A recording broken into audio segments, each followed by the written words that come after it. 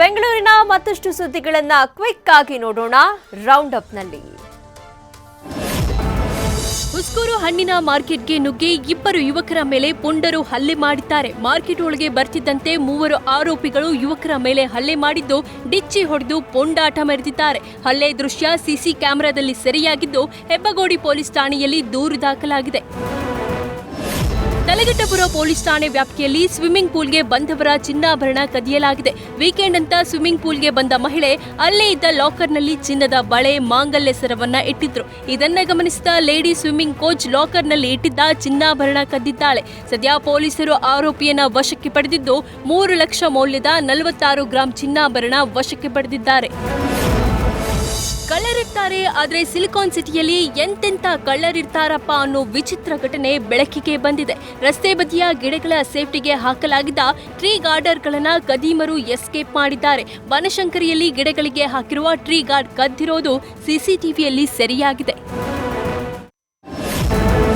Silicon city ಬೆಂಗಳೂರಿನ traffic ಬಗ್ಗೆ ಇಡೀ ವಿಶ್ವಕ್ಕೆ ತಿಳಿದಿರೋ ವಿಚಾರ. ಬೆಂಗಳೂರಿನ ಟ್ರಾಫಿಕ್ ಜನರಿಗೂ ಕಾಮನ್ ಆಗಿಬಿಟ್ಟಿದೆ.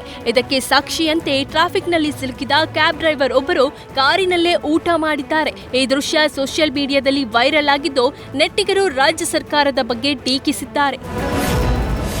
ಅಬಕಾರಿ ಇಲಾಖೆ ಅಧಿಕಾರಿಗಳೊಂದಿಗೆ ಸಿಎಂ ಮಹತ್ವದ ಮೀಟಿಂಗ್ ಮಾಡಲಿದ್ದು ಮದ್ಯಪ್ರಿಯರಿಗೆ ರಾಜ್ಯ ಸರ್ಕಾರ ಶಾಕ್ ನೀಡುತ್ತಾ ಅನ್ನೋ ಪ್ರಶ್ನೆ ಶುರುವಾಗಿದೆ. ಶುಕ್ರವಾರ ಸಂಜೆ 4 ಗಂಟೆಗೆ ಗೃಹ ಕಚೇರಿ ಕೃಷ್ಣಾದಲ್ಲಿ ಸಿಎಂ ಸಭೆ ಮಾಡಲಿದ್ದಾರೆ. ಜುಲೈ 1ರಿಂದ ಮದ್ಯ ದರ ಇಳಿಕೆ ಹಾಗೂ ಏರಿಕೆಗೆ ಅಬಕಾರಿ ಇಲಾಖೆ ಮುಂದಾಗಿತ್ತು. ಆದರೆ ದರ ಪರಿಷ್ಕರಣೆಗೆ ರಾಜ್ಯ ಸರ್ಕಾರ ಕೊಕ್ಕೆ ಹಾಕಿತ್ತು. ರಾಜ್ಯದಲ್ಲಿ 8,221 ಡೆಂಗಿ ಪ್ರಕರಣಗಳು ವರದಿಯಾಗಿದೆ. ಕಳೆದ 24 ಗಂಟೆಯಲ್ಲಿ 381 ಮಂದಿಯಲ್ಲಿ ಡೆಂಗಿ ಪತ್ತೆಯಾಗಿದೆ. ಇಲ್ಲಿಯವರೆಗೂ 1 ವರ್ಷದೊಳಗಿನ 143 ಮಕ್ಕಳಲ್ಲಿ ಡೆಂಗಿ ದೃಢಪಟ್ಟಿದೆ. ಕಳೆದ 24 ಗಂಟೆಯಲ್ಲಿ 1 ವರ್ಷದಿಂದ 18 ವರ್ಷದೊಳಗಿನ 140 ಮಂದಿಯಲ್ಲಿ ಡೆಂಗಿ ಪತ್ತೆಯಾಗಿದ್ದು, ಇಲ್ಲಿಯವರೆಗೂ 1 ವರ್ಷದಿಂದ 18 ವರ್ಷದೊಳಗಿನ 2,881 ಮಂದಿಯಲ್ಲಿ ಡೆಂಗಿ ದೃಢಪಟ್ಟಿದೆ.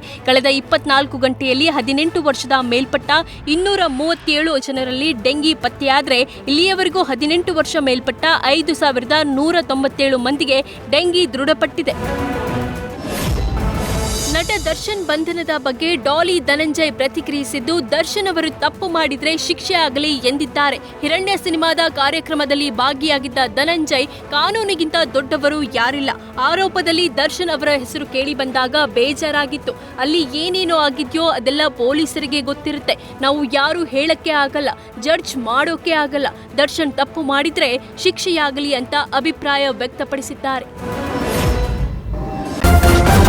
ನ್ಯೂಸ್ ಫಸ್ಟ್ ನಿರ್ಭೀತಿಯಿಂದ ನಿಮ್ಮ ಪರವಾಗಿ.